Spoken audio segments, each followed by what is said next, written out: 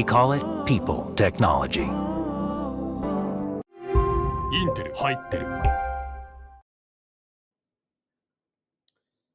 Another hammering from the Delhi Capitals. They're making it a habit to flex some serious batting muscle when they're chasing these 150, 160 sort of scores in Ahmedabad. They pick up another couple of points, and they're going in the right way on that IPL points table. We look back at that game between Delhi and Punjab on Maruti Suzuki presents ESPN Cricket for T20 Time Out, powered by Intel. Of course, before we get talking about the cricket, can't help but remind all our viewers in India, please do stay safe and take care and mask up in public, practice social distancing and self-sanitizing protocols, and if you are eligible, please do take your vaccine.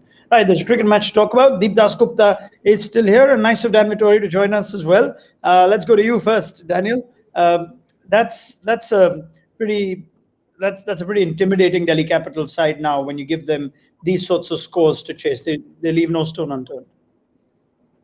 Yeah, I think they like that 160, 170 score. It just sort of, there's something that sits pretty comfortably with them, and it allows Prithvi and Shikhar to play in the manner that suits them the most. And that's Prithvi going hard at the top and Shikhar complimenting them. And then whenever Shikhar sees a bowler that he likes, he's pretty aggressive towards them. So they have a formula going that really suits them. And they're only allowed that formula because of the way they're bowled. And their bowling attack looks formidable. And then when you start so well so many times, that generally leads to good performances. And that's what we're seeing from Delhi so far.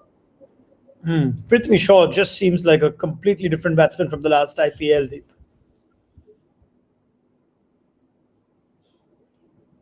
Deep, you got me? No, I did not. Sorry. Can you repeat, please? No problem. I said Prithvi Shaw just seems like a completely different batsman from the last IPL. Oh, yeah, absolutely. I think he's made a few changes technically as well. And also, I mean, he's just carrying forward his form from domestic cricket. I mentioned even last time around how good he was in the Vijay Hazare Trophy. And he was batting like this. I mean, I know the class of bowling is a lot better. You've got better bowlers now. You're playing against better oppositions. But this is how he was batting in domestic cricket as well. And nothing has changed in his approach, in his mindset. And obviously, the technical changes that he's made. I mean, he's getting behind the ball a lot more. He's not beside the ball as he was, let's say, a year ago. So, yeah, I mean, just putting everything together, I think he's in a great space right now. Did Punjab lose this game by simply not getting enough runs, Dan? Or could they have made more of a fight of this with the ball? I think both. I think they needed 20 to 30 more, and they needed that top order to complement what Mayank did.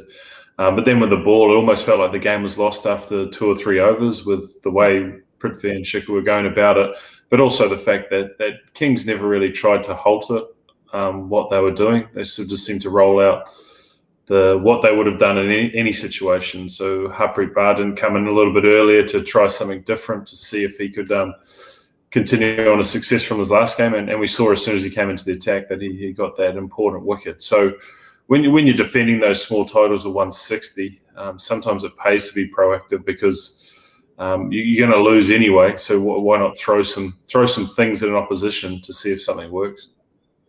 And Shikhar Dhawan just continues to be this run machine in the IPL. Looks like in the absence of KL Rahul for a while now, Deep, that orange cap might as well be presented to him. Fair point. But I think the way Prithvi's batting helps Shikhar Dhawan as well. Then he doesn't have to take too many risks. I mean, you've got Prithvi at the other end going hammer and tongs. So, yeah, I mean, this looks like a really good opening pair. And obviously what helps is both of them are in good nick. So, yeah, with Shikhar, I think he's playing a very, very good, calculated innings. What we're seeing is a few teams, again, it's that Punjab-Bangalore game seems to be a bit of an exception there, but we are seeing now perhaps 4 teams that just look so much better than the other 4. Are we already entering a phase now where there's almost an inevitability about who would make the playoffs? I think so. It seems to be heading that way, and I would have held out hope for Sunrisers a couple of games ago, but that's been extinguished.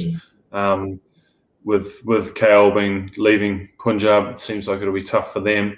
I think there's still a chance for KKR because of the talent that they do have in there, but they obviously have to get it going pretty quickly. But if you're just looking at it now, you'd say those four teams that are currently at the top seem to be the ones, and they're the ones that seem to know their games the best. They're not searching with selection.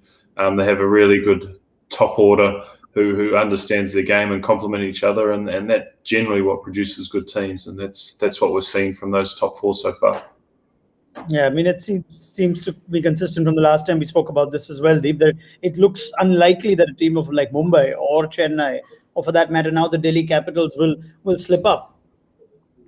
It looks very unlikely, to be honest. Unfortunate as it is, because if you look at the squad, I mean, almost all squads, I mean, all 8 of them, they look really good.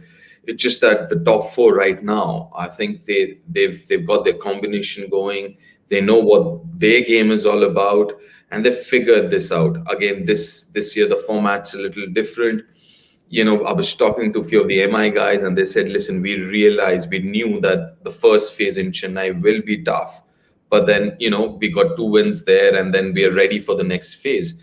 So I think they know about what they are all about, what's their cricket and how they play their game. So I think, as Dan mentioned, you can, unfortunately, it seems like the top 4 are a lot more settled than the bottom 4. That's a fascinating point from Deep there around where the teams actually mapped out their tournaments based on obviously the grounds they were going to be at, and knowing a lot of teams didn't have as much information about some of those grounds, particularly the teams that weren't playing at their home grounds to start off with, and whether they had the confidence and resilience to sort of say that out loud. So if Mumbai were in their dressing room saying we only need to get 2 wins while we're in Chipuk and then we can go on to Delhi and feel comfortable about ourselves, I think that would be a fascinating insight to see whether teams dug into that too much or they just went from game to game. All right. Well, let's see how we're in that interesting middle phase now. A week from now, we'll either be sure of who our top 4 is, or maybe at least top 3, or otherwise there could be a bit of a fight for that 4th spot like there was last season, like that tends to be. But let's see how things go. Thank you very much, Deep Dasgupta, Dan Vettori. Always a pleasure getting your thoughts on Maruti Suzuki Presents ESPN Cricket for T20 Time Out, powered by Intel. Do join us tomorrow, just after the toss, for pre-match live show. Of course, as we leave you, just a reminder, catch all Vivo IPL live action plus highlights on Disney Plus Hotstar. And of course, don't let your guard down in these testing times. Make sure you mask up in public. Do practice social distancing and self-sanitizing protocols if you are eligible to take your vaccine as soon as possible. Stay safe, stay healthy, and we'll see you tomorrow. Until then, it's good night.